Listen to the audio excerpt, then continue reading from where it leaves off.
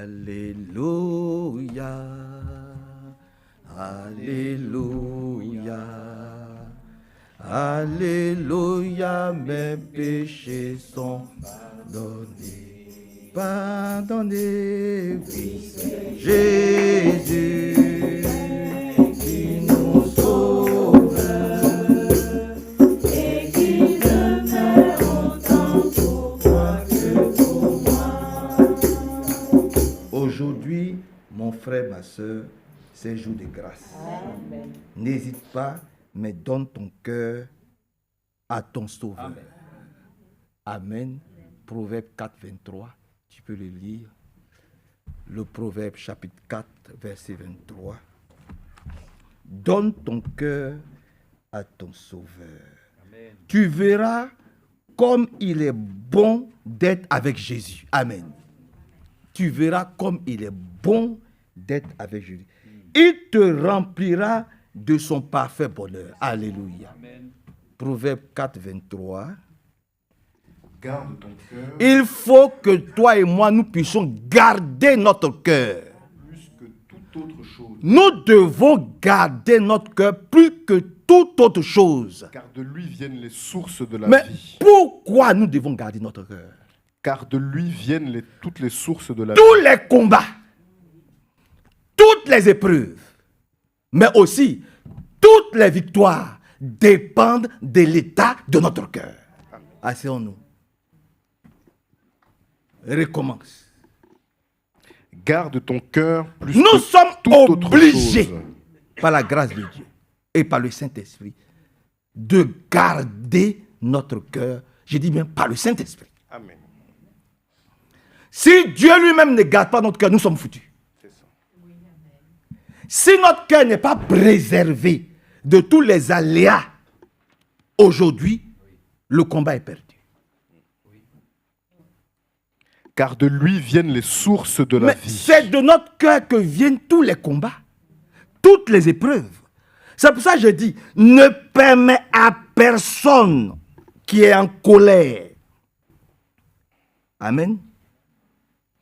Ne permets pas à des personnes en colère contre leur propre vie de te voler la paix et la joie que Dieu t'a donnée. Parce qu'il y a des gens qui sont en colère contre leur propre vie. Ils n'aiment pas leur propre vie. C'est pour ça qu'ils jalousent la vie des autres. Vous comprenez, frère? Oui, oui. Nous devons préserver notre cœur. Nous avons chanté le cantique. Hein? C'est par rapport au cantique que nous sommes en train de parler. Amen. Ne permets pas à des personnes en colère contre leur propre vie. Parce qu'ils n'aiment pas leur propre vie. Amen. De te voler la paix et la joie que te donne le baptême du Saint-Esprit. Amen. Que le Saint-Esprit soit le gardien de notre cœur. Tu peux dire amen à ça? Je recommence. Que le Saint-Esprit soit le gardien de notre cœur. Amen. Que Dieu nous bénisse. Amen. Et que son beau nom soit glorifié, exalté, célébré et très élevé. Amen. Il y a des gens qui n'aiment pas leur vie.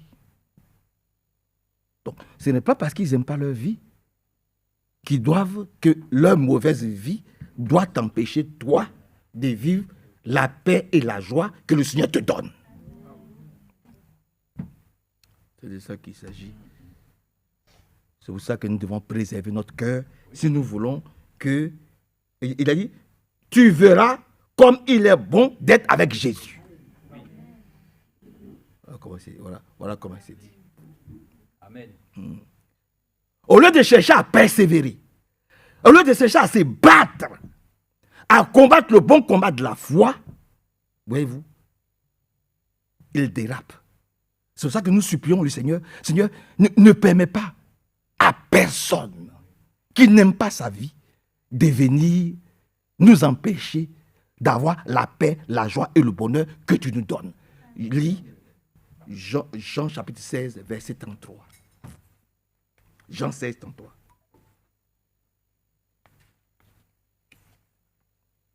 Alléluia. Jean chapitre 16, verset 33. Je vous ai dit ces choses. Afin que vous ayez la paix en moi. Parce que nous voulons la paix. Le cantique dit quoi?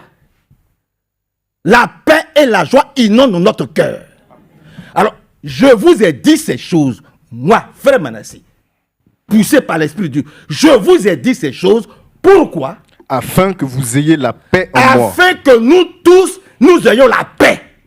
La paix en qui? En Jésus. La paix en Jésus.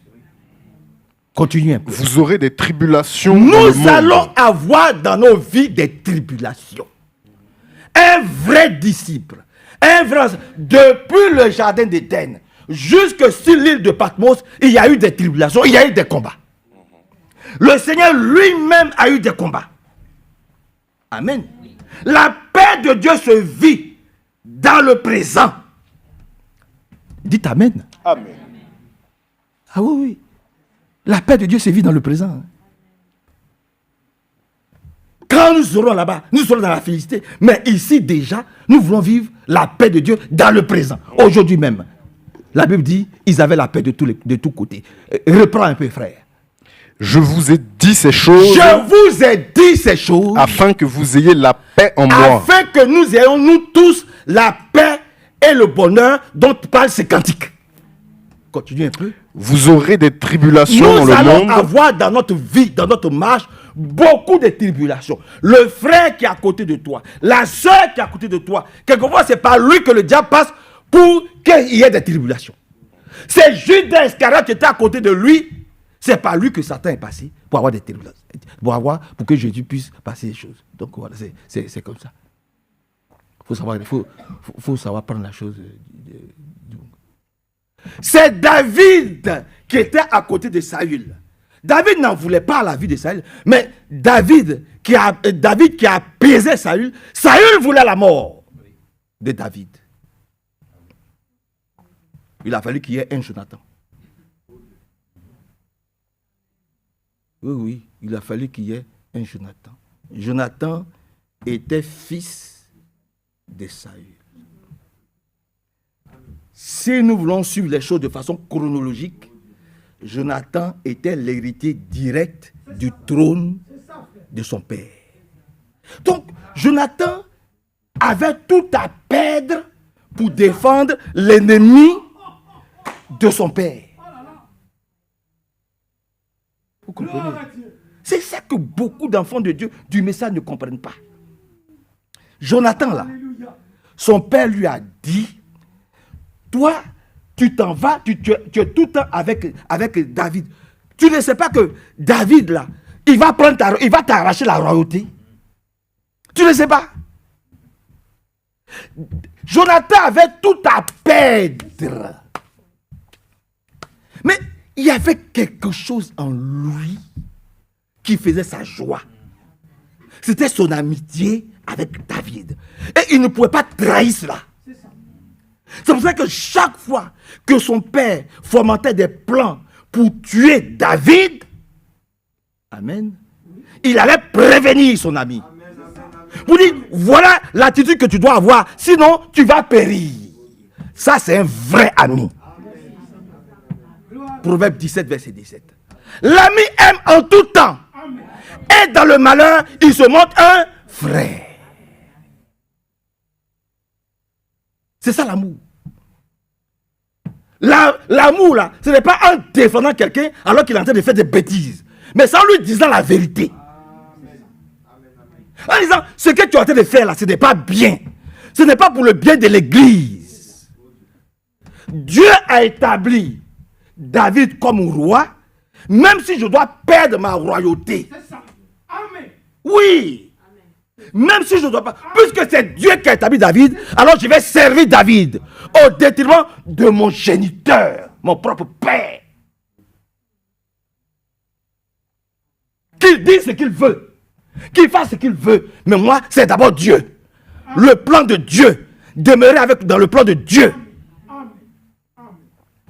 On ne défend pas aveuglément et bêtement les gens. Parce que c'est mon père, c'est ma mère, c'est mon frère ou c'est ma soeur de sang. En Christ, ça ne veut rien dire.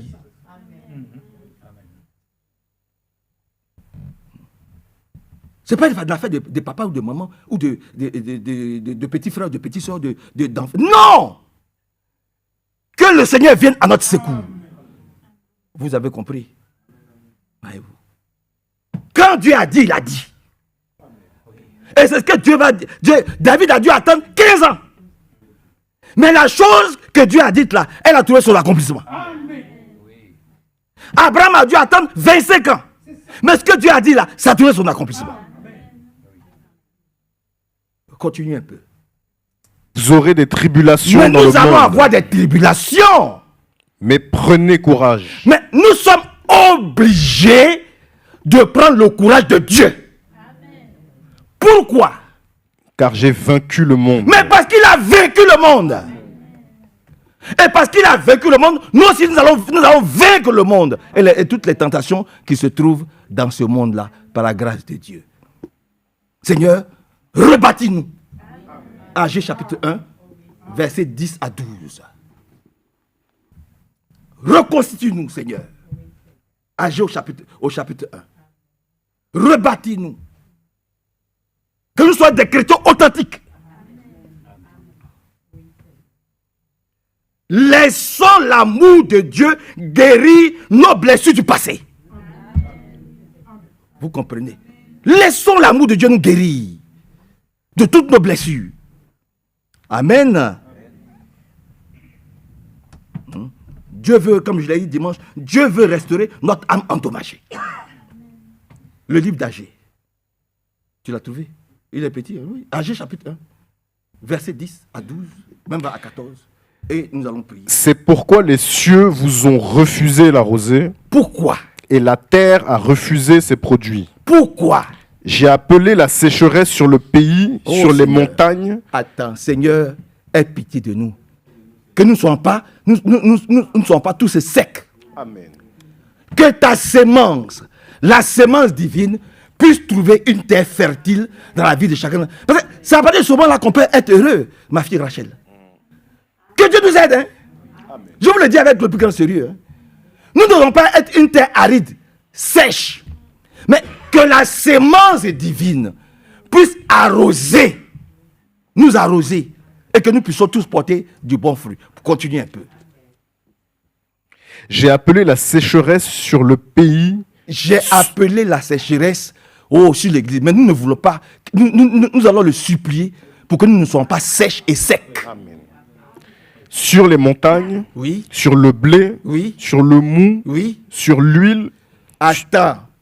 Quand nous lisons les brochures, que le Seigneur nous permette de comprendre le sens de ces brochures-là. Ne sortons jamais du contexte des brochures. Ça aussi, c'est dangereux. Nous n'avons jamais prendre une brochure, la lire ici pour nous défendre. Pour défendre notre position. Jamais. Je ne vais jamais m'arrêter ici, lire une brochure parce que ça m'arrange. Ça me conforte dans ma position. Jamais. À moins que tu n'aies pas reçu le Saint-Esprit. On ne lit pas les brochures de frère Franck ou de frère Branham pour se défendre. On les lit parce que c'est le ainsi dit le Seigneur. Et on garde le contexte dans lequel le frère a prêché. Vous comprenez, c'est important. Hein? Sinon nous allons sécher. Si nous lisons une brochure ici, en dehors du contexte de la brochure, nous allons sécher. Amen. Amen. Nous allons sécher. Continue un peu, frère. J'ai appelé la sécheresse sur le pays. Oui. Sur les montagnes. Il y a des raisons. Hein. Sur le blé. Sur le mou. Oh Seigneur. Sur l'huile. Que nous puissions comprendre les brochures que nous lisons. Que les brochures que nous lisons. C'est ça qui est le blé, là. Toutes ces choses. Que nous puissions comprendre le sens profond de cette nourriture. Amen. Amen. Pourquoi elle est envoyée? Continue un peu, frère. Sur ce que la terre peut rapporter. Oui. Sur les hommes et sur les bêtes. Oh Seigneur, aide-nous. Et sur tout le travail des mains. Viens à notre secours. Amen. Que notre travail dans l'église ne soit pas vain. ne sois pas vaine. C'est-à-dire ne sois pas vain. C'est-à-dire que faut que quand tu travailles, il y a forcément une rémunération au bout. Amen. Amen. Il y a une rémunération. Il faut travailler pour être béni. Il faut travailler pour qu'il y ait la paix dans l'église. Il faut parler pour qu'il y ait la réconciliation dans l'église. Il ne faut pas parler pour défendre une position. Tout ce que nous devons dire, c'est pour qu'il y ait une bonne atmosphère. Il y ait la paix. Les cœurs soient apaisés. Les gens soient contents de venir à l'église. Que ça ne les décourage pas. C'est pour ça qu'on lit les brochures. C'est pour ça qu'on donne de la nourriture. Pour que les gens soient contents de revenir. Alléluia. Amen. Continue un peu. Zorobabel, fils de Shealtiel, oui. Josué, Oui. fils de Jotsadak, Continue un peu. le souverain sacrificateur, C'est ça. et tout le reste du peuple entendirent la voix de l'Éternel. Bon, maintenant, ici, là, c'est la voix de l'Éternel que nous voulons entendre. Amen. Et dit, ils ont entendu. Mais on sait que les gens qui viennent ici, on ne sait pas n'importe qui. Hein. Mais c'est la voix de l'Éternel qu'ils ont entendue. Amen. Et nous supplions le Seigneur pour que nous puissions encore entendre sa voix. Pas pour chercher à une quelconque... Non, on n'est pas là pour ça. Hein? Tu veux te défendre, va dans les tribunaux là-bas. Va voir les hommes là-bas, dans les tribunaux. Ici, c'est Dieu qui nous défend. Amen. Nous tous. Amen. Continue un peu. Entendirent la voix de l'Éternel, leur Dieu. Nous voulons encore entendre la voix de l'Éternel, notre Dieu. Amen. Et les paroles d'Agé, le prophète selon la mission... Les paroles du frère Branham, les paroles du frère Franck sont oui et amen. Amen. Encore aujourd'hui. Selon la mission que lui avait donnée l'Éternel. Nous prêchons selon la mission que Dieu nous a accordée. Timothée ne s'est pas levé un matin et puis il a commencé... Non, il y avait une mission claire. Amen. Que Paul lui a assignée. Quitte ne s'est pas levé pour dire n'importe quoi. Il y avait une mission claire. Frère Franck aussi, il ne s'est pas levé pour dire ce qui lui plaît. Il y avait une mission claire. Frère Manassé, frère Hervé et tous les autres, eux aussi, ils doivent avoir une mission claire. Comme Agé et Zorobabel. Ils doivent avoir une mission claire, précise. Sinon, c'est un faux évangile que nous prêchons. Même si c'est beau. Continue un peu. Et le peuple fut saisi de crainte. Maintenant, le peuple doit être saisi de crainte parce que tout le monde comprend que ce n'est pas un homme, mais que c'est Dieu lui-même qui utilise ses serviteurs pour apporter la parole. Agé, envoyé de l'Éternel, voilà. dit au peuple... Frère Branham, envoyé de l'Éternel. On peut le dire aussi. Mais votre amène est faible. J'ai fini, frère. J'ai fini. Puisqu'il faut ramener la chose dans notre contexte. Amen. Frère Branham, envoyé de l'Éternel. Frère Franck, envoyé de l'Éternel. Continue un peu. Agé, envoyé de l'Éternel, oui. dit au peuple, d'après l'ordre de l'Éternel, d'après ce que Dieu lui a dit, je suis avec vous. Il n'a pas réfléchi, il n'est pas allé dans son... Non, Agé dit, c'est ce que Dieu lui dit de dire là. C'est ça qu'il entend de dire. Oui, frère. D'après l'ordre de l'Éternel, je suis avec vous, dit l'Éternel. C'est Dieu qui parle. Hein. Je suis avec vous. Amen. Dieu est avec nous. Ça nous plaît pas. Dieu est avec nous. Poursuis un peu. L'Éternel réveilla l'esprit de Zorobabel. Que l'Éternel réveille aussi notre esprit ce soir. Amen. Fils de Shealtiel, oui. Gouverneur de Juda, oui. Et l'esprit de Josué, oui. Fils de Jotsadak, oui. Le souverain sacrificateur, et l'esprit de tout le reste du peuple. Tout le peuple. On n'a pas dit frère Manassé et frère Hervé seulement. Non. On n'a pas dit frère Branham. Non. C'est tout le peuple qui doit avoir l'esprit réveillé. Amen. Et éveillé. Amen. C'est pas seulement les 2 frères ou 3 frères qui vont venir. Non, c'est tous les frères. C'est tout le monde qui doit venir faire jeûne et prière. Il n'y a pas quelqu'un qui va se cacher à la maison là pour dire priez pour moi. Tout le monde prie pour tout le monde. Amen. Termine, frère. Ils vinrent et ils se mirent à l'œuvre dans la maison de l'Éternel des armées. Eux tous sont venus, depuis le souverain sacrificateur et tous les autres, eux tous se sont mis à l'œuvre dans la maison de Dieu. Chacun a sa fonction, chacun travaille pour chacun, chacun se couvre, chacun se protège, chacun fait en sorte que l'œuvre de Dieu avance bien. Là où tu vois que ton frère a mal fait, tu essaies de l'aider. Là où tu vois que ta soeur fait mal, tu essaies de l'aider. Chacun en essaie de s'entraider pour que la chose soit harmonieuse dans l'église. Tout est harmonieux. On se soutient, on se fortifie, on va ensemble. Que Dieu vous bénisse. Seigneur, nous remettons le reste de la réunion dans tes mains. Bénis-nous, bénis ton serviteur, notre frère V. Fortifie-nous et fasse en sorte que nous puissions vraiment recevoir ce que tu as préparé pour nous ce soir, au nom de Jésus. Amen. Et nous croyons que, à travers les paroles que nous avons pu partager, nous avons rappelé combien nos vies appartiennent au Seigneur. Donc, de toute façon, c'est de pouvoir ainsi lui faire confiance et d'attendre vraiment que le Seigneur manifeste ainsi sa puissance. Alors, en toute chose, nous remercions le Seigneur, en tout cas, de ce qu'il veut consoler et garder chacun dans la foi. Voilà. Ce soir, j'aimerais avec vous, et on va faire en deux parties. Il y aura une partie qui va être tout simplement déjà des versets de l'Écriture, puis ensuite une partie de l'Écriture. Comme le frère l'a dit, quand nous lisons les Écritures, c'est une chose. Quand nous lisons les brochures, c'en est une autre.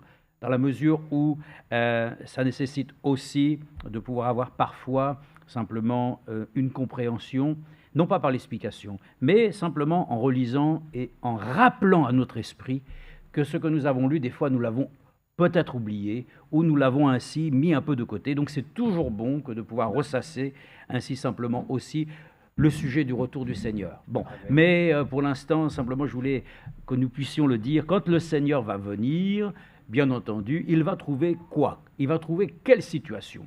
Bon, la situation qu'il doit rencontrer, c'est comme nous le savons, Enoch a marché avec son Dieu. Donc, ayant marché avec son Dieu, Dieu l'a enlevé. Ça, c'est merveilleux, n'est-ce pas? Il l'a enlevé et puis il ne fut plus trouvé. Donc, pour nous aussi, pour ceux qui ont marché avec le Seigneur viendra les prendre et puis ensuite, on ne saura pas où on est. Hein? Nous serons partis, enlevés, et le monde pourra se poser beaucoup de questions, mais pour nous, ainsi nous savons qu'alors sera réalisée la promesse du Seigneur. Le frère l'a dit, il y a des promesses qui tardent. Mais enfin, depuis que les premiers chrétiens disent Maranatha, il s'est passé quasiment 2000 ans avant que ne vienne aussi la promesse du retour du Seigneur. Mais là aussi, nous sommes dans le temps favorable où le Seigneur lui-même va accomplir sa promesse. Le retour du Seigneur est proche. Nous avons eu déjà tout ce qui nous a été prêché, ce qui a été écrit dans les brochures, ainsi tout ce qui nous a été donné, en tout cas, nous a réellement convaincus que nous sommes très proches ainsi du retour du Seigneur. Et lorsque le Seigneur viendra, il y a une chose que lui-même, on le verra tout à l'heure, pourra se poser comme question. Mais pour nous, nous aimerions lire d'abord dans Matthieu 24, pour nous montrer que les enfants de Dieu doivent rester fidèles, bien entendu, au Seigneur, à sa parole. Mais il y a une chose primordiale que nous devons ainsi, en quelque sorte, considérer, c'est qu'il faut que nous gardions la foi. Voilà.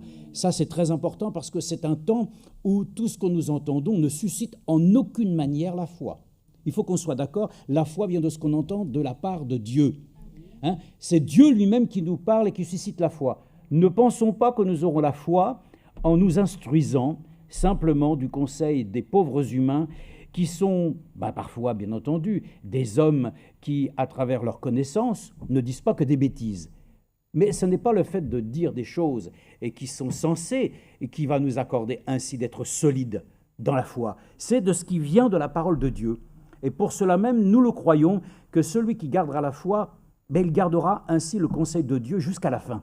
Il ne pourra pas ainsi se séparer du conseil que le Seigneur nous a accordé depuis des années. Et c'est ainsi qu'alors, l'Écriture nous dit ici dans Matthieu 24, dans les versets 11 à 14, une Écriture, où il est dit ceci, et nous savons que les temps que nous vivons sont des temps qui sont fâcheux, des temps sur lesquels les gens sont rebelles, hautains, blasphémateurs, aimant l'argent plus que de raison. Toutes ces choses, nous les voyons, c'est clair, c'est net, c'est précis. Nous voyons bien quand même les seuils qui ont été franchis. Comme on dit, généralement nous entendons les partis politiques ou même les nations qui disent « il y a des lignes rouges ». Alors là, quand on dépasse la ligne, mais Frère Branham a parlé aussi de cela. Et il a dit aussi qu'il y en a qui, malheureusement, spirituellement, ont franchi la ligne. Ça, c'est terrible. C'est terrible, parce qu'ils ont renié le Seigneur. Et il n'est pas possible à quelqu'un qui a goûté le don divin de pouvoir renier le Seigneur et de revenir ensuite. Ça, c'est écrit dans Hébreux 6. Donc, nous sommes reconnaissants que le Dieu Tout-Puissant nous accorde la grâce de nous dire qu'il y a certainement certaines choses dans ce monde sur lesquelles les gens ont établi des limites. Et pourtant, tous les hommes aujourd'hui les ont franchis selon celles que Dieu avait données. C'est-à-dire, toutes les lignes qui ne devaient pas être dépassées, la société d'aujourd'hui, le monde d'aujourd'hui les a franchis. On n'a pas besoin de les rappeler, nous les voyons. Le mariage pour tous, ça se présente bien quand même. Ça se présente bien comme sujet. Mariage pour tous, bonheur, joie et allégresse. Faisons comme nous pensons et chacun sera heureux. En fait, le péché, ça rend malheureux et l'homme lui-même périt parce qu'avec le temps, il se rend compte que ses libertés ne lui accordent pas le véritable bonheur. Mais bon, ça, ma foi, chacun, bien entendu, peut le considérer comme il le souhaite, mais nous le considérons selon les Écritures. Alors nous n'avons de haine contre personne. Nous aimerions simplement, comme Dieu l'a dit, que tous les hommes soient sauvés. Et pour qu'ils soient sauvés, ils viennent dans les conditions que Dieu a établies. Si les hommes ne le souhaitent pas, bon, très bien, alors ils passent le chemin, mais nous pouvons nous-mêmes quand même le faire entendre à ceux qui doivent ainsi l'écouter. Dieu connaît les siens, et il faut qu'ils entendent la parole de la délivrance. Il faut qu'ils entendent ainsi cette folie de la prédication. C'est par l'évangile que les gens sont sauvés. Donc aujourd'hui, par le biais de la parole de Dieu, eh bien, il y en a encore quelques-uns qui écoutent. Bon, donc nous sommes là, écoutez bien, ce qui est dit. Plusieurs faux prophètes s'élèveront et séduiront beaucoup de gens. Mais ça, bien entendu, les faux frères, ça existe encore. Ah ben, il y en a pas mal même, hein. Des faux frères, des faux enseignants, des faux docteurs, des faux prophètes, des faux apôtres. Et puis il y a ce que frère Branham a prêché, que frère Franck nous a souvent ainsi rappelé, il y a les faux oins. C'est-à-dire ce sont des personnes qui ont pu bénéficier d'une expérience authentique du Saint-Esprit, mais ce qui les influence est totalement opposé à la volonté de Dieu. C'est ça les faux oins. Que Dieu nous garde. Que quand il viendra, il nous trouvera ainsi fervents. Fervents selon ainsi sa volonté. Que nous soyons laissés préparer jusqu'au bout. Parce que c'est important que nous puissions le dire. Il faut combattre jusqu'au bout. Et jusqu'au bout, le Seigneur doit nous trouver, comme le Seigneur l'avait dit à son serviteur, quel est le maître qui a été établi sur la maison et dont les serviteurs sont épris de ce ministère, ils sont heureux, hein, que le maître trouvera, faisant ainsi à son retour. Donc, au retour du Seigneur, il doit y avoir quelque chose qui doit ainsi identifier l'Église. Alors l'Église, bien sûr, c'est l'Église épouse, mais elle doit être trouvée faisant ainsi, travaillant ardemment avec crainte et tremblement à son salut. Elle doit être trouvée ainsi dans une position sur laquelle le Seigneur dira « Ah, je la vois encore elle-même, ainsi jusqu'à la fin. » Mettre ainsi les moindres petits détails pour que le Seigneur lui-même la trouve parfaite, sans tache ni rime ni rien de semblable. Alors, dans les temps que nous vivons, plusieurs faux prophètes s'élèveront et séduiront beaucoup de gens. Oui, on va le voir tout à l'heure. Mais en raison des progrès de l'iniquité, ou plutôt, si vous le voulez dans une version plus adaptée, le mal ne cessant de progresser, l'amour du plus grand nombre se refroidira. Donc, ce qui est important, c'est que nous gardions en nous l'amour de la parole de Dieu. S'il y a l'amour pour la parole de Dieu, la foi sera agissante. Parce que la foi, justement, est ainsi, en ce temps, agissante parce que l'Esprit de Dieu la visite. Dieu visite sa parole. Et l'Église épouse sera visitée parce qu'il trouve sa parole. Il ne vient pas chercher, bien entendu, ainsi un système organisé. Il ne vient pas chercher ainsi une assemblée plus qu'une autre. Mais il vient chercher ceux pour lesquels il reconnaît que sa parole a été amenée au point sur quoi elle était destinée. Et pour cela, frères et sœurs, il nous faut le dire, qu'à son retour, le Seigneur doit trouver ainsi en nous-mêmes l'amour de Dieu. Et l'amour de Dieu consiste à respecter pleinement sa volonté et d'accomplir ainsi ses commandements. Donc l'amour de Dieu, c'est quelque chose de puissant. Alors, l'amour de Dieu a été répandu en nous par le Saint-Esprit. Donc, au retour, le Seigneur lui-même voit qu'il y a un refroidissement. On peut lire aussi que dans Apocalypse, je voudrais lire rapidement dans Apocalypse, justement ce que nous trouvons aussi dans une particularité d'un âge Et nous savons que chaque épître ici, ou chaque lettre qui a été écrite à l'Église, bien sûr, nous a été complètement ainsi expliquée de manière biblique pour que nous puissions comprendre que aussi toutes ces choses qui ont été vécues à travers l'Église, nous avons aussi notre part, bien entendu, dans l'âge de Laodicée. Mais il est dit ici, écrit à l'ange de Thyatire, verset 18, « Voici ce que dit le Fils de Dieu, celui qui a les yeux comme une flamme de feu et dont les pieds sont semblables à du bronze ou de l'airain. Je connais tes œuvres, ton amour, ta foi et ton service, ta persévérance et tes dernières œuvres, plus nombreuses que les premières. » Amen. J'espère qu'au retour, le Seigneur reconnaîtra aussi en nous notre foi, notre service, notre persévérance. À son retour, il doit trouver cela en nous. Et pour cela, nous pouvons le dire, nous devons garder la foi. La foi a été donnée aux saints une fois pour toutes. Ce n'est pas quelque chose que Dieu peut reprendre. Les dons de Dieu sont irrévocables. Dieu ne peut pas reprendre. Et c'est pour ça qu'il dit lui-même, le monde ne donne pas comme Dieu. Le monde donne, mais il reprend. C'est ce que j'ai dit ici, même dans nos pays, dans les États, on donne beaucoup d'aide. Oui, mais en retour, on attend quelque chose pour pouvoir ainsi récupérer, n'est-ce pas? Mais le Seigneur lui-même fait des dons, et les dons qu'il a fait aux hommes, c'est des choses glorieuses et merveilleuses. Mais ce n'est pas avec les dons, frères et sœurs, que nous allons ainsi d'une manière, je dirais, radicale, pouvoir gagner au ciel. Non, c'est ceux qui garderont sa parole. Ainsi, tout ce qui nous a été enseigné en nous démontrant que ce n'est pas ceux qui simplement peuvent ressusciter les morts, qui peuvent faire des miracles en son nom, qui ont prophétisé en son nom, c'est bien. Mais même le Seigneur a pu dire, ceux-là, je ne les connaîtrai pas, s'ils n'ont pas ainsi laissé leur vie être façonnée selon ainsi le plan de salut et de grâce que Dieu lui-même a commencé en chacun et qu'il va achever. Donc c'est important de le voir ici, comme il dit, il connaît les choses. Et à son retour, il doit nous trouver faisant ainsi. C'est pour ça que nous sommes reconnaissants en disant, frère Franck n'est plus là. Oui, mais lui, il a accompli la partie du ministère que Dieu lui avait assigné de distribuer la nourriture au temps convenable. Amen. Mais de toute façon, le Seigneur revient, les morts en Christ ressuscitera. Donc de toute manière aussi, frère Branham ressuscitera, frère Franck ressuscitera, tout le monde sera trouvé ainsi de toute façon à la fin de l'âge comme étant reconnu. Parce que, excusez-moi, mais ceux qui ont part à la première résurrection, c'est ceux qui ont réellement gardé la foi. C'est ceux qui ont gardé la foi dans la parole de Dieu. Donc, on a cette écriture, et je vais la prendre ici, et on va la prendre dans Luc 18, voilà, pour essayer de respecter un peu un ordre. Luc chapitre 18, verset 8. Le Seigneur le dit lui-même ici. Et nous sommes heureux parce que je vous dis sincèrement que le message que nous avons reçu, mais tout le monde est conscient, tout le monde le sait, que ce message biblique des temps de la fin doit ramener le cœur des enfants à leur Père. C'est un message de foi que nous avons reçu. Alors, il n'est pas question simplement de dire que les 7 tonnerres, c'est ce qu'il faut pour avoir la foi pour l'enlèvement. Non, ce n'est pas ça. Ce qu'il nous faut, c'est toute la parole de Dieu, incrustée en nous, dans notre âme, d'une manière sur laquelle le Seigneur lui-même reconnaît, c'est son œuvre.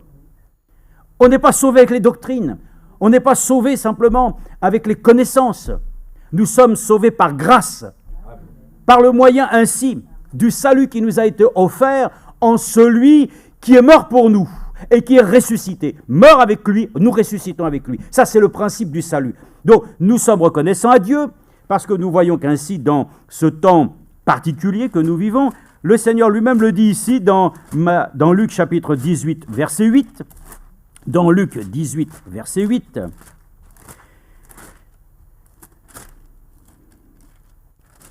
Alors, je vais le prendre ici. 18, verset 8. Alors, c'est le passage où il est dit, ça ne doit pas être le passage de 18, mais vous savez, il est dit que c'est le passage simplement où le Seigneur pose la question, vous allez peut-être m'aider, ou le passage où il est dit, trouverai-je la foi à mon retour? C'est là? Ben, donc, pourquoi je ne le vois pas? Luc 18, 8, c'est ça? Oui, excusez-moi, encore une fois, cette lumière est trop puissante et elle nous porte généralement alors à regarder un peu plus bas qu'il ne faut. Alors oui, il est dit, c'est au sujet du Dieu et du Seigneur qui parle du sujet du juge inique.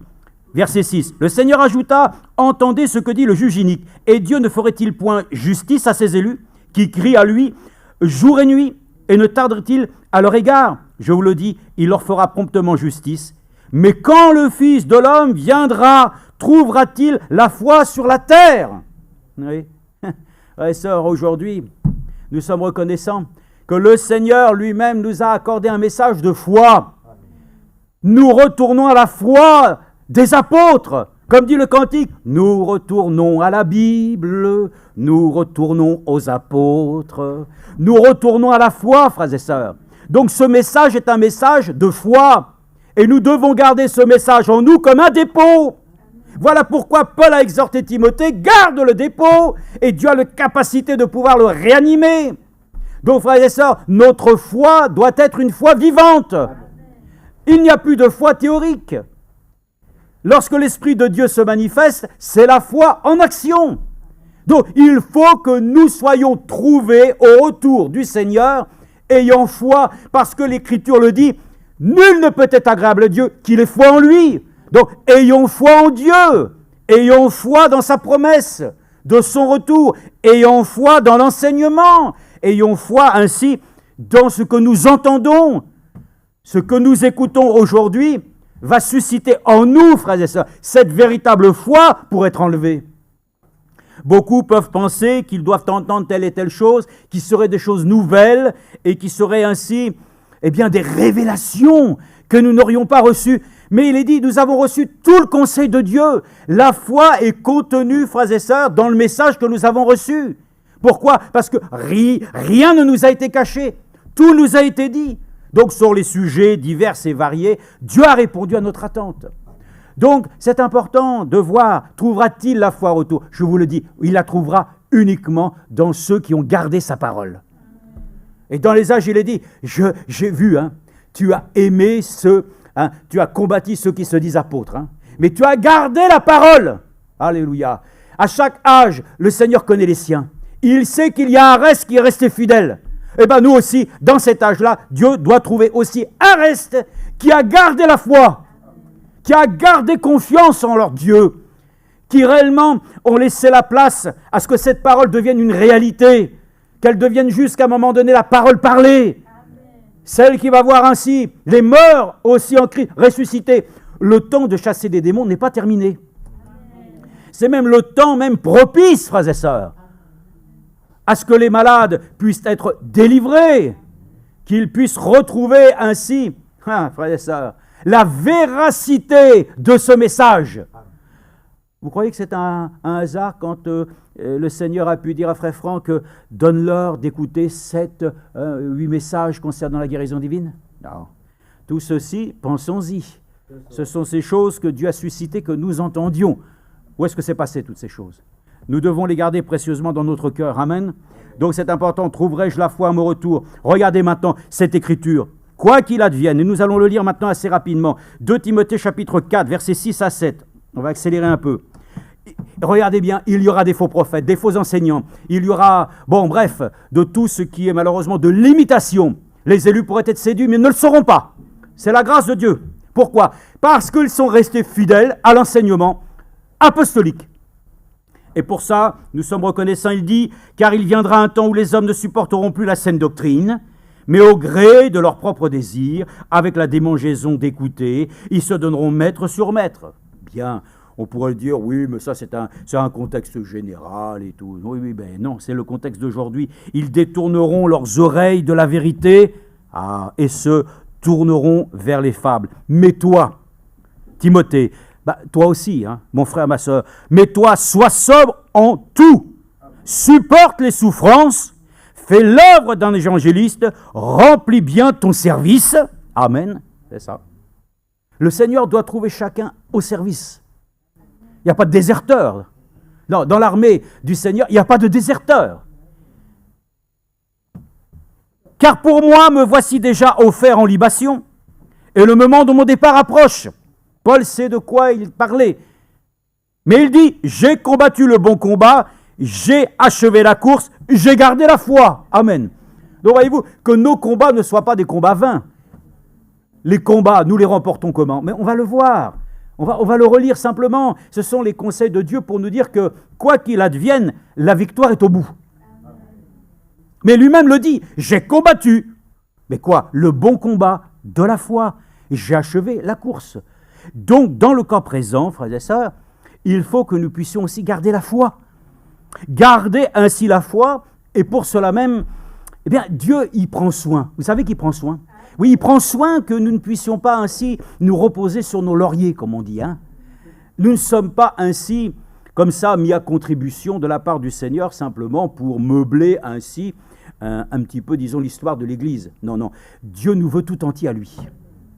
Et il nous veut ainsi tellement parfait qu'il ne négligera rien en nous. Que ça nous déplaise ou que ça nous plaise, c'est ainsi. Pour ceux qui veulent réellement ainsi conserver le dépôt, et que Dieu a le pouvoir de pouvoir ainsi visiter, il faut qu'il puisse considérer qu'il doit garder la foi. Garder la foi, frères et sœurs, c'est la chose la plus essentielle que nous lisons dans aussi, Romains chapitre 5, verset 4. On va le lire aussi, Jacques. Mais on va rappeler simplement. Mais ces choses sont que le combat, et l'homme de Dieu disait, la vie chrétienne, c'est pas une partie de pique-nique. Ah ben, c'est sûr.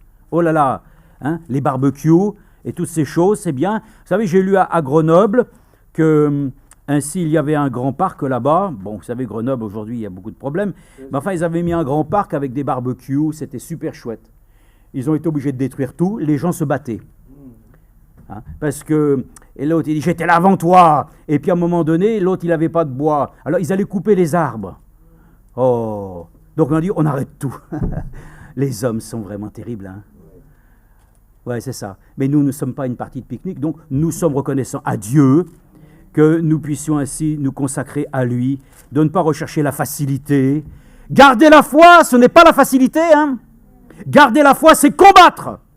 Et comme il est dit, la foi a été donnée au saints une fois pour toutes, afin que nous puissions sortir vainqueurs.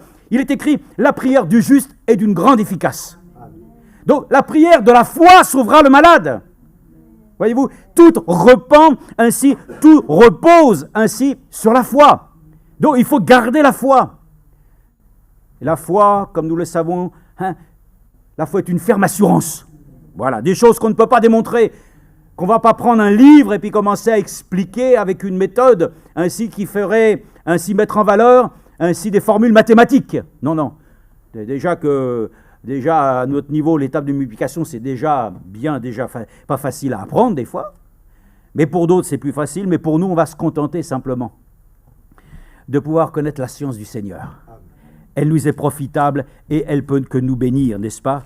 Donc, dans Romains, chapitre 5, verset 4, écoutez bien. Étant donc justifiés par la foi. Amen. La foi doit être un sujet pour nous de réjouissance. Parce que la foi elle-même, il est écrit, étant donc justifié par la foi, qui a cru?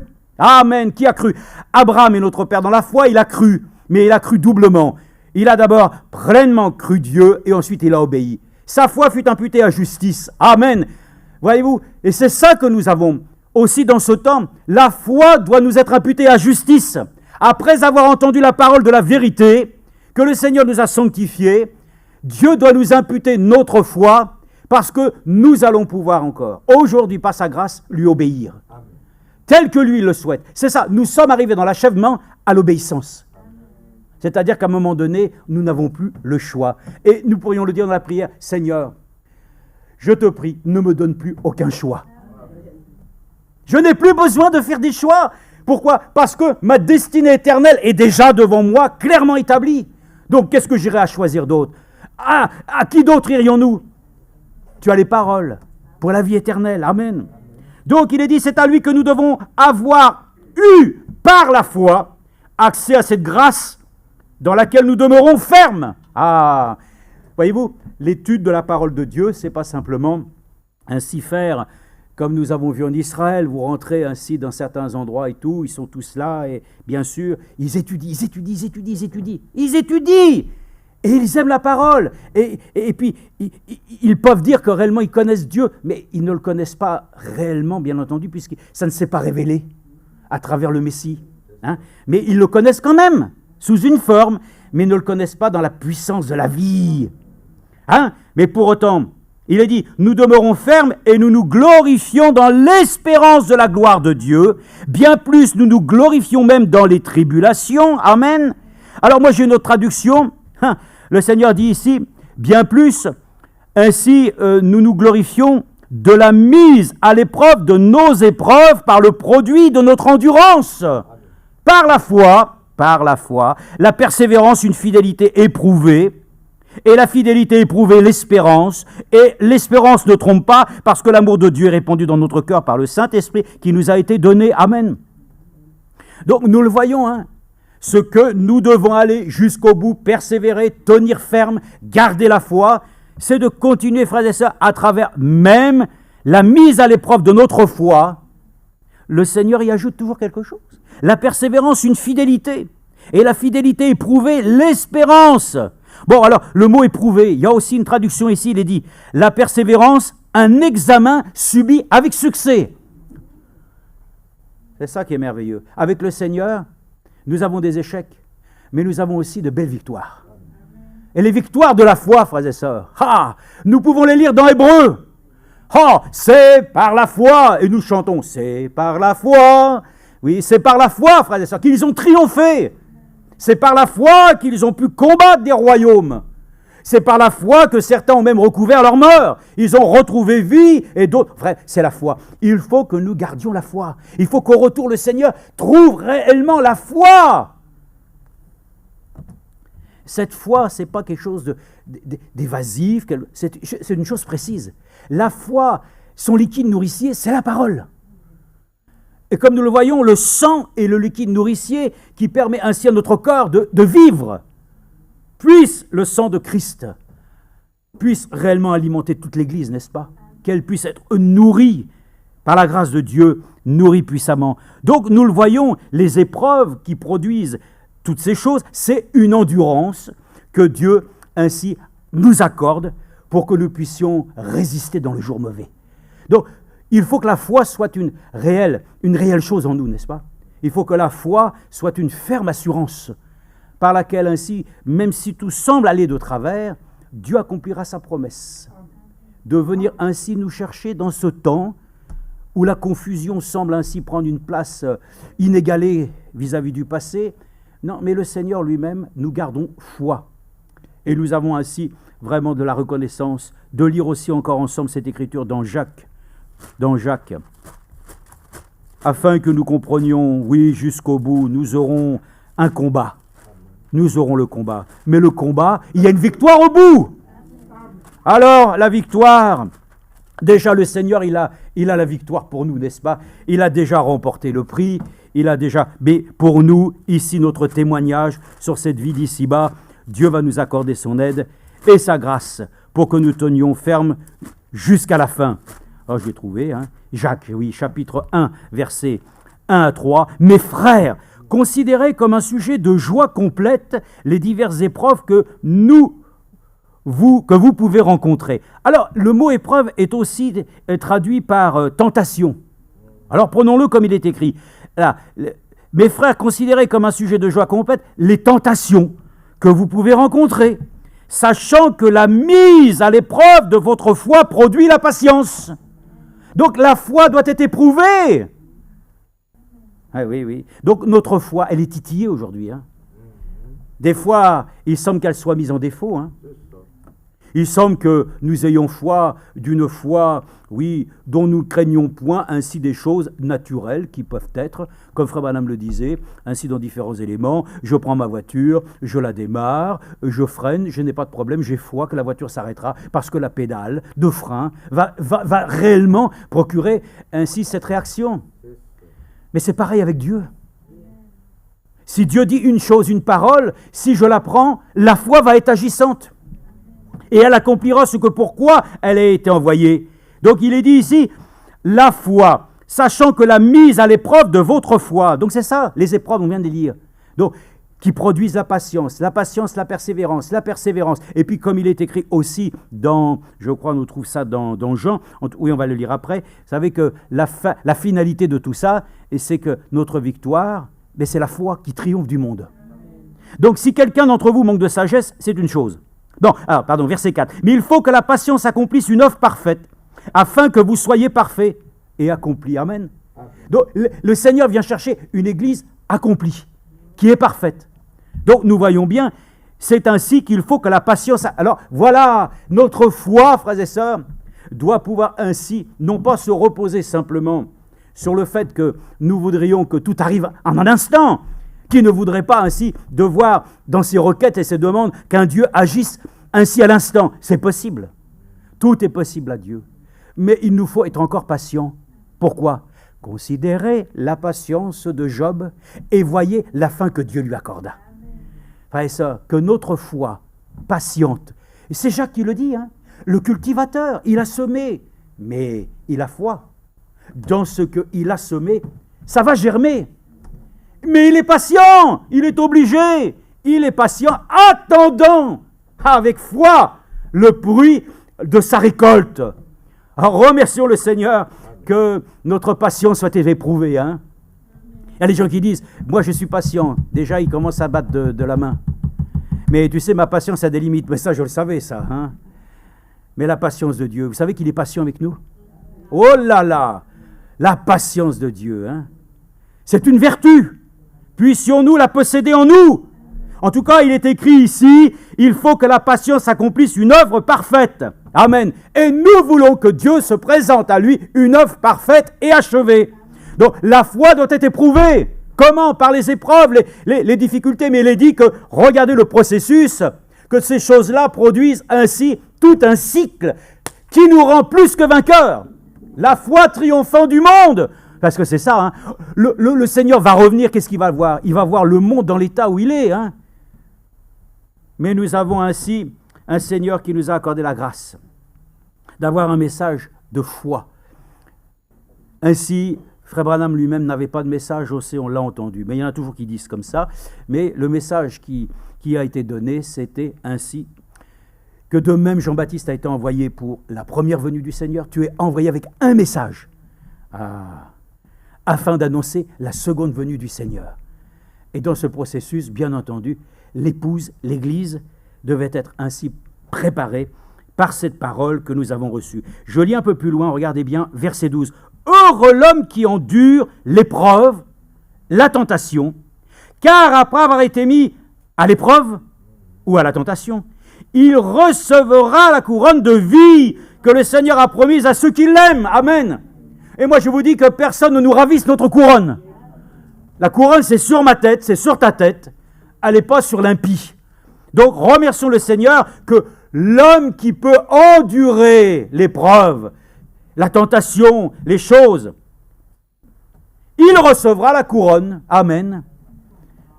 Des fois, je me dis, la couronne, bien entendu, c'est une image de ce que l'on met sur la tête du roi.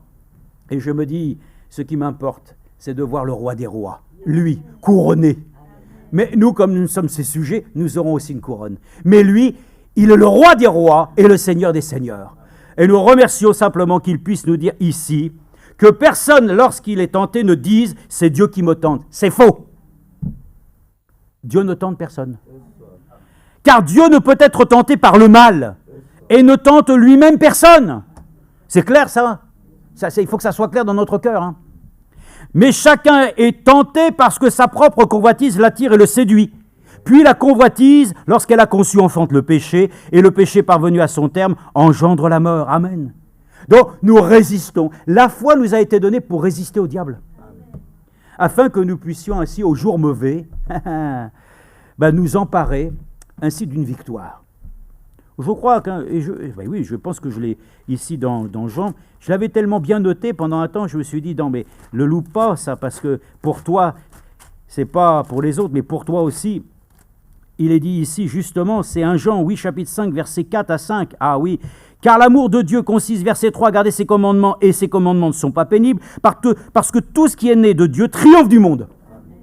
Et voici la victoire qui triomphe du monde, notre foi. Oh là là, frères et sœurs, il faut garder la foi ce soir. Hein.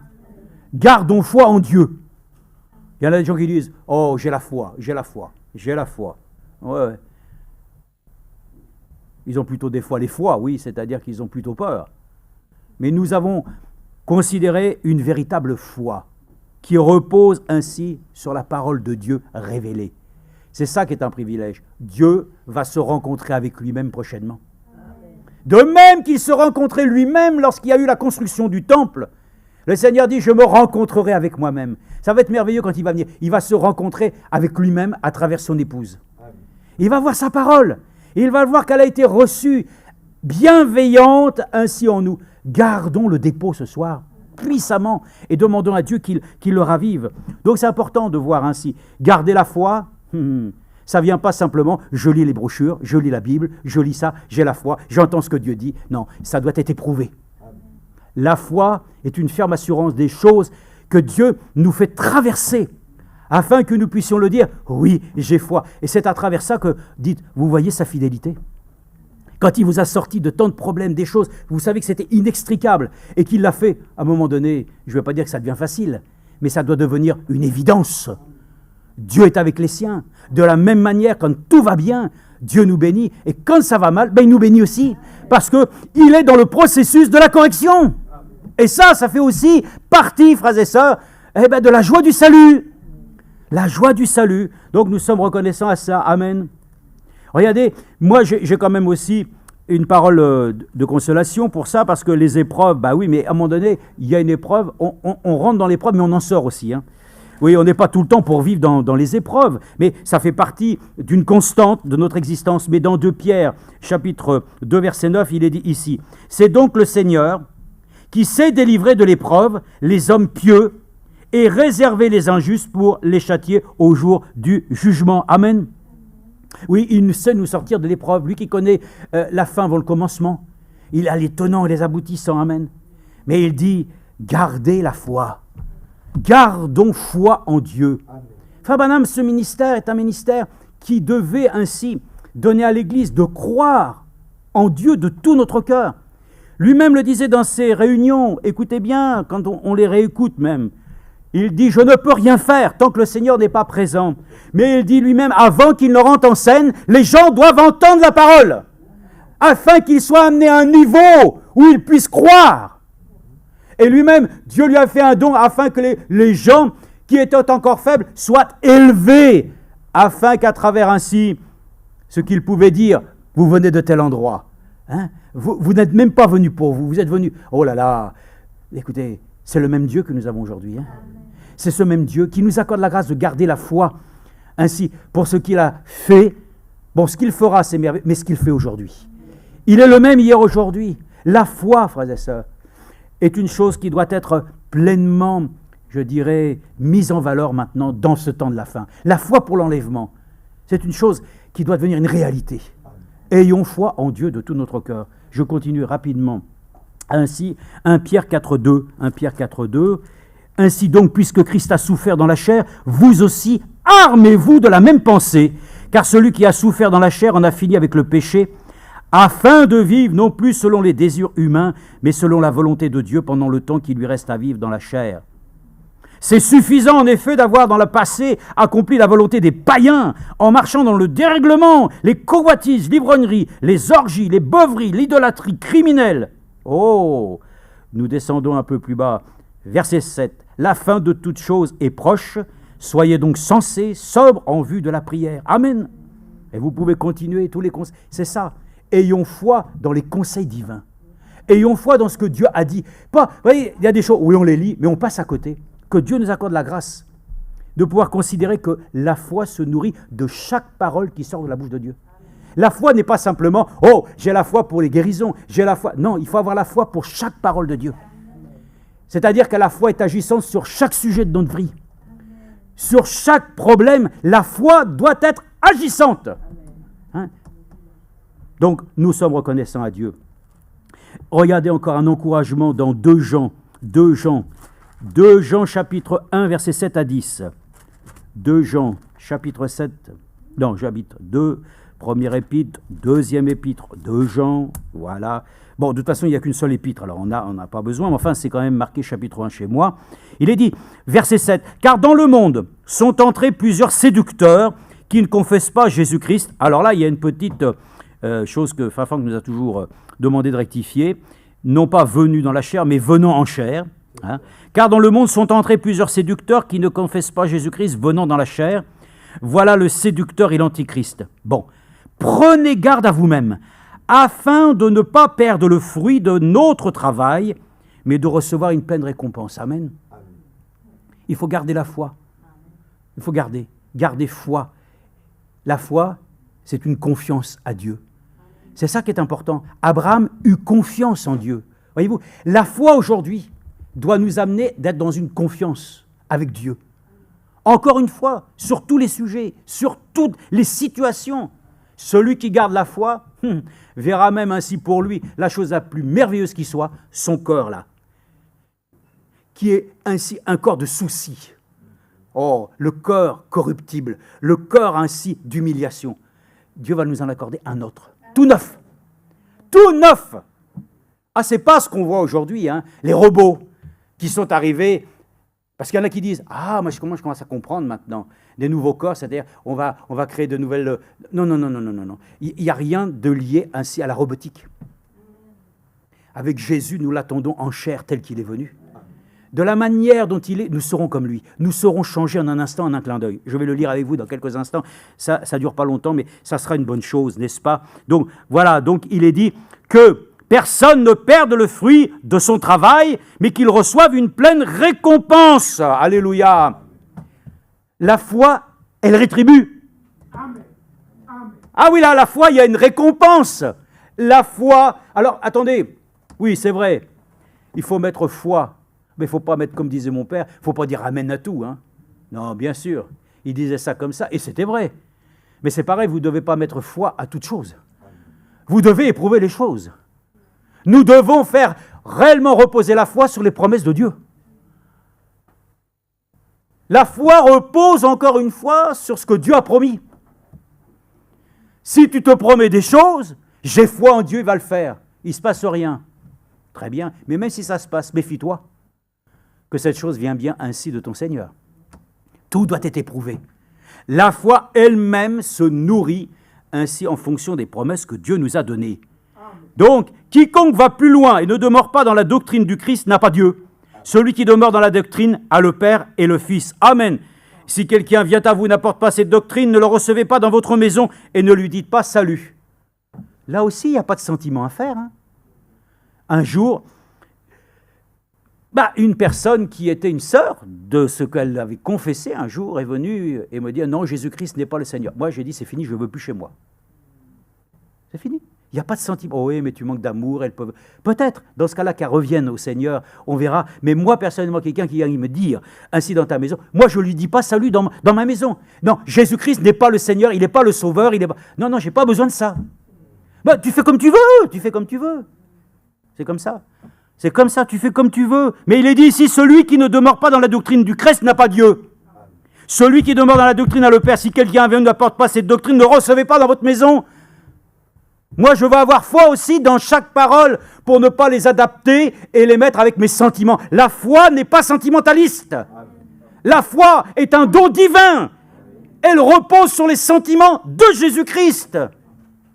Voyez-vous, notre foi, elle est trop sensuelle. La foi doit reposer avec fermeté sur ce que Dieu a dit. Amen. Je veux continuer. Jacques, je continue. Jacques 1, 12, 15. Jacques 1, 12, 15. Il est dit ici, on l'a lu, c'est bon, terminé. Éphésiens 6, 14. Éphésiens 6, 14. Et ensuite, je vais vous lire quelque chose ici. Éphésiens 6, 14. Ça, c'est pour nous réjouir aussi que la foi doit reposer sur ce qui nous a été enseigné et la foi dans le retour du Seigneur proche. Ça, c'est pour nous ainsi notre réjouissance. Éphésiens, chapitre 6, verset 14, où il est dit « Tenez donc », alors oui, verset 13, on peut le rappeler, c'est pourquoi « Prenez toutes les armes de Dieu, afin de pouvoir résister dans le mauvais jour et tenir ferme après avoir tout surmonté. Tenez donc ferme. Ayez à vos reins la vérité pour ceinture, revêtez la cuirasse de la justice, mettez pour chaussures à vos pieds les bonnes dispositions que donne l'évangile de paix. Amen. Ça donne de bonnes dispositions. Alléluia. Mais attention, ce n'est pas suffisant. Hein. La volonté, elle est bonne en ce qu'elle possède. Il y a un désir. Hein. Il faut que la volonté d'un homme soit sous le contrôle de celle de Dieu. Hein. C'est toujours comme ça. Hein. Parce que vraiment, on peut le dire, hein, il y a beaucoup de gens sincères. Mais beaucoup qui sont sincères dans l'erreur. Que Dieu nous accorde la grâce d'être sincères dans sa vérité. Alors il dit, prenez en toutes circonstances le bouclier de la foi. Amen. Ça, c'est une bonne chose, avec lequel vous pourrez éteindre tous les traits emmêlés du malin. Voilà. Et donc, dans les temps que nous avons, là, je vais vous dire, hein, les temps qui sont annoncés, que nous entendons, hein, ça va pas être du tendre. Non, mais il faut qu'on soit conscient, ça ne va pas être du tendre. C'est-à-dire, c'est une opposition qui va venir. Quelque chose sur l'Église, on entend parler, mais si ça arrive, la foi et son bouclier avec lesquels nous pourrons éteindre tous les traits enflammés du malin, amen. Non, la foi, frères et sœurs, c'est quelque chose que le Seigneur doit trouver à son retour, amen. Jude 1,20 le dit, édifiez-vous sur votre sainte foi. Amen. Bon, est-ce que moi, j'ai une sainte foi moi-même? Mais Paul a dit, mon évangile, est-ce qu'il avait un évangile à lui? Non, mais c'est parce que l'évangile de Jésus-Christ était sien. Jésus, c'est mon Seigneur.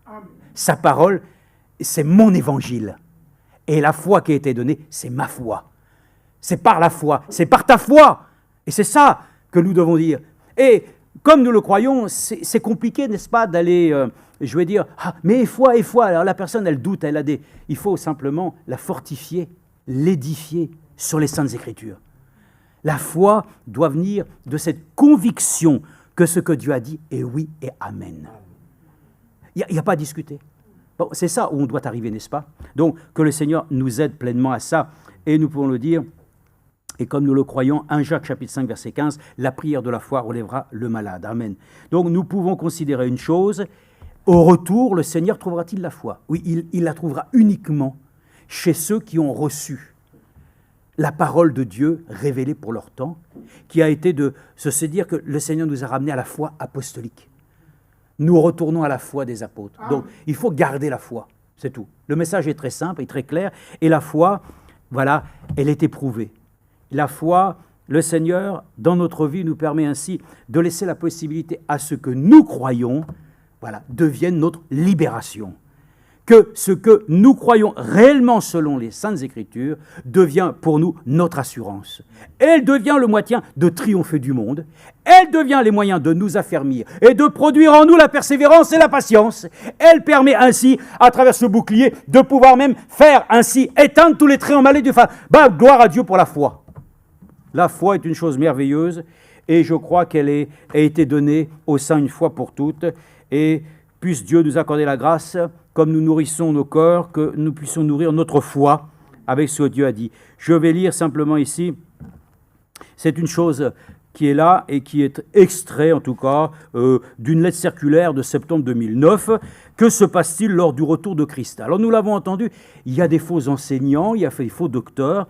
Il faut que la foi, là, concernant le retour du Seigneur, que nous ayons foi pour l'enlèvement à une seule condition, que nous croyions exactement à 100% comme Dieu l'a dit.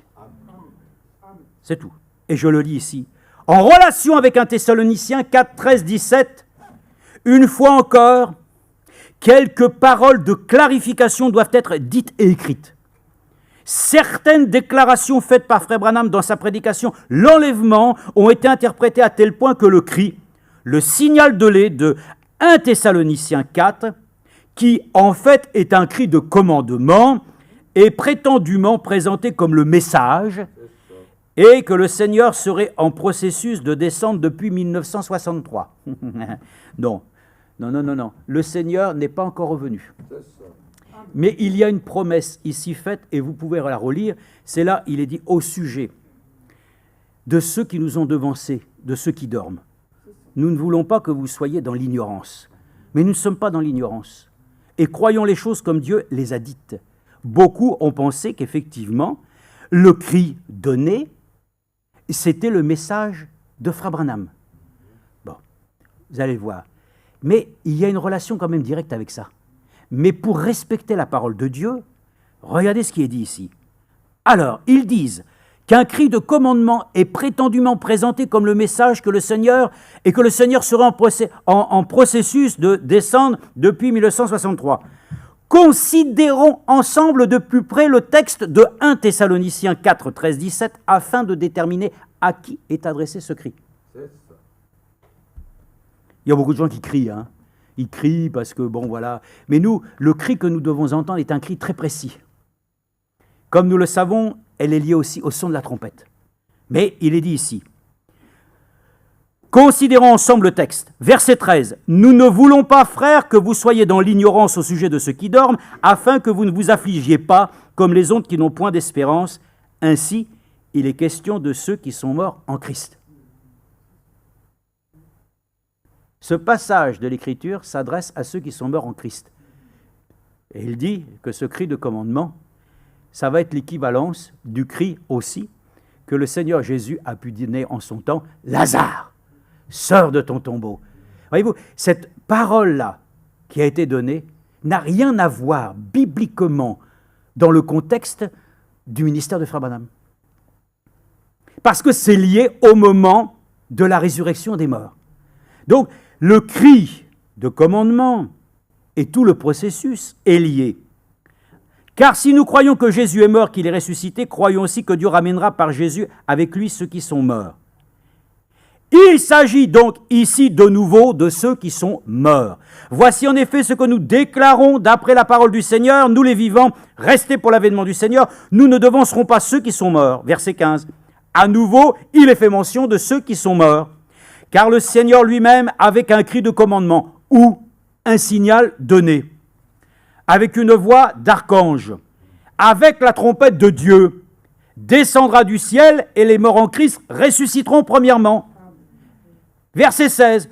Tout ce qui est mentionné dans 1 Thessaloniciens 4 n'a pas lieu pendant une période prolongée, sur plusieurs années, mais directement lors du retour de Jésus-Christ, au moment où les morts en Christ ressuscitent et ceux qui vivent en Christ se sont transformés. Amen. Il y en a qui veulent vous faire écouter des cris particuliers. Ce cri-là est destiné simplement au moment où les morts en Christ vont ressusciter. Mais nous allons voir que Dieu nous a accordé la grâce de pouvoir aussi avoir entendu un message, non ? Mais laissez la chose se dire. C'est très bien fait et je pense que nous pouvons comme ça le comprendre de telle manière que ça ne nous laisse pas des pensées qui ne seraient pas ainsi éclairées. Il dit donc, tout ce qui est mentionné dans 1 Thessaloniciens 4 n'a pas lieu pendant une période prolongée sur plusieurs années, mais uniquement où les morts en Christ ressuscitent. Ces 4 versets cités si haut ne font pas allusion à un message qui est prêché aux vivants, mais traite clairement du cri, du commandement que le Seigneur adresse lui-même à ceux qui sont morts en Christ, comme il le fit avec Lazare. Nous attendons, n'est-ce pas, ainsi, ce glorieux moment où les morts en Christ vont ressusciter, n'est-ce pas, hein? Ça va être merveilleux, hein? Il faut être préparé à ça, hein? Il ne faudra pas fuir. Ayons foi dans l'accomplissement. Ayons foi qu'il va y avoir une pluie puissante d'arrière-saison. Ayons foi, frères et sœurs. Nous rentrons dans le surnaturel de Dieu. Les temps de la fin et tout ce qui va arriver, c'est le surnaturel de Dieu. Ça n'a plus rien à voir avec les événements que nous aurons connus, les assemblées, les réunions du mercredi. C'est fini. Nous allons rentrer dans une nouvelle phase. Ayons foi, frères et sœurs, pour que nous puissions le dire. Oui, Seigneur, nous attendons avec efficience que ce moment glorieux puisse venir. J'ai foi en ça. Avons-nous foi dans le retour du Seigneur? Voilà pourquoi l'Église et l'épouse disent « Viens Seigneur Jésus !» Nous avons foi. Le retour du Seigneur doit nous toucher, doit nous motiver. Il est parlé de ceux qui sont restés vivants en Christ, seulement au verset 17. Alors ensuite, nous les vivants, qui seront restés, nous serons tous ensemble enlevés avec eux sur des nuées à la rencontre du Seigneur, dans les airs. Et ainsi, nous serons toujours avec le Seigneur. Amen. Frère Branham avait enseigné la manière scripturaire qu'il y a 3 venues de Christ. Rappelons ça simplement. C'est pas compliqué, mais ça fait du bien. Ayons foi, frères et sœurs, dans les Saintes Écritures, et ne soyons pas dans la confusion. Ne croyons pas n'importe quoi. Croyons réellement dans les choses. Il y a 3 venues, mais il y a un retour simple. Il dit, Frère Branham avait enseigné de manière scripturaire qu'il y a 3 venues de Christ en relation avec l'Église du Nouveau Testament.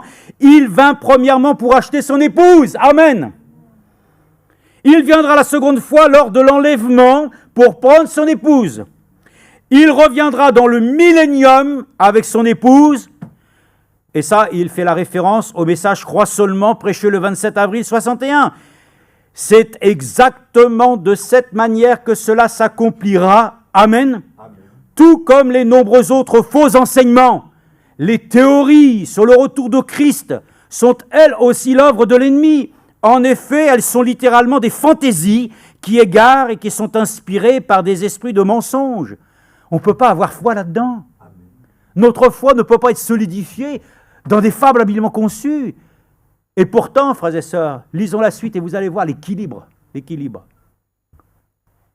Les prétendues déclarations difficiles à comprendre de Frère Branham sont en fait expliquées et rendues claires si on continue de lire dans la prédication par ces déclarations ultérieures qui sont faciles à comprendre. Amen. Donc, ayons foi, frères et sœurs, dans toutes les Écritures, afin qu'on n'ait pas foi simplement pour une chose, puis après, quand arrive une autre chose, non. Ayons foi dans toutes les paroles de Dieu qui sont, voilà, se mettent en osmose. Hein. Elles sont l'objet d'une grande bénédiction.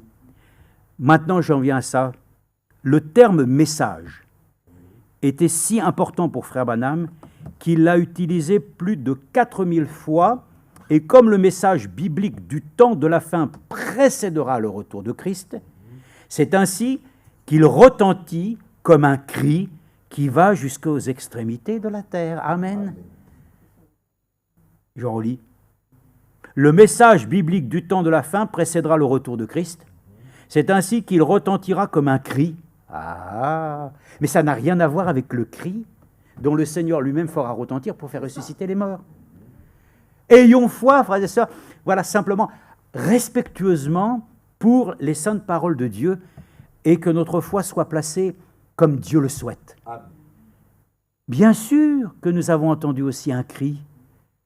Voici, et nous pouvons le dire, dans la nuit jaillit un cri, voici l'époux. Bien sûr, mais écoutez bien, il dit, c'est ainsi qu'il retentit comme un cri qui va jusqu'aux extrémités de la terre, Matthieu 25, 6. La même chose qui a été dite au sujet du ministère de Jean-Baptiste, la voix de celui qui crie. Ésaïe 43, Matthieu 3, 3, s'applique encore maintenant. Il y eut un cri, voici l'époux vient. J'espère que nous entendons aussi ce cri, n'est-ce pas? Et qu'à travers le message et la parole de Dieu, nous avons foi justement pour préparer le retour du Seigneur, n'est-ce pas? Nous devons avoir foi. Le retour du Seigneur est lié à notre préparation. Et la foi de l'enlèvement doit être ainsi alimentée parce que Dieu lui-même nous accorde dans sa grâce d'entendre et d'écouter et de recevoir et de le laisser ancrer en nous. Ainsi, il dit. Dans la prédication, l'enlèvement, Frère Branham s'est directement référé à Matthieu 25 et a dit « D'abord, un message retentit. Maintenant, c'est le temps de nettoyer les lampes. Levez-vous et nettoyez vos lampes. L'heure du retour de Jésus-Christ, le cri retentira comme un ordre pour tous ceux qui sont morts en Christ. Et ils ressusciteront instantanément à ce moment-là. Ensuite, ceux qui sont restés vivants en Christ seront enlevés ensemble avec eux sur des nuées pour rencontrer le Seigneur dans les airs, verset 17. Tout ce qui est dans les Saintes Écritures est divinement ordonné et trouvera son accomplissement littéralement comme cela est promis. Amen. Amen. Il parle d'autre chose, mais ça, vous pouvez toujours le lire, effectivement, dans la lettre circulaire, septembre 2009. Mais vous retrouvez ici tout ça dans le retour de Christ. Hein. Alors là, c'est dans le détail. Dans le détail, vous allez retrouver le détail de ce qu'est le cri de commandement, et comment, même Frère Franck le dit ici, bon, je lis simplement, je termine, il dit, mais ici, ce qu'il dit s'accomplit, ce qu'il commande est exécuté, sa parole ne retourne pas à lui sans avoir accompli ce pourquoi il l'a envoyé. Il soutient toute chose par la parole de sa puissance, Hébreux 13. Le mot grec qui est traduit dans 1 Thessaloniciens 4,16, un cri de commandement, darbi, ou un signal donné, correspond à un ordre comme ceux qui sont donnés par exemple dans l'armée. Ce cri de commandement est poussé quand le Seigneur descend du ciel. Il est aussi traduit par appel pressant. Ceux qui se sont endormis en Christ sont réveillés par ce cri de commandement. Ensuite vient la transmutation des vivants en Christ. C'est ainsi que sont révélées d'une manière majestueuse la souveraineté et l'autorité du Seigneur, des Seigneurs, qui a le pouvoir sur la vie et la mort. Amen. Mais j'espère qu'aussi, comme il est dit, que nous avons entendu aussi le cri de l'époux qui vient. Et que cette parole, frères et sœurs, nous accorde la grâce aussi de nous réveiller, de nous faire entendre la voix qui nous fait ressusciter, n'est-ce pas? Et qui nous accorde la grâce aussi d'être rendus participants de toutes ces meilleures choses que Dieu a prévues pour nous. Gardons la foi. La foi, c'est quelque chose qui s'entretient. On peut avoir une faible foi. Il y a des gens qui ont vraiment une grande foi, comme on dit.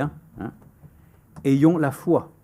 Gardons la foi. Et que Dieu puisse la faire grandir pour que ce soit une foi parfaite. Que nous puissions ainsi donc être comblés de sa présence ce soir, au nom de Jésus-Christ. Amen.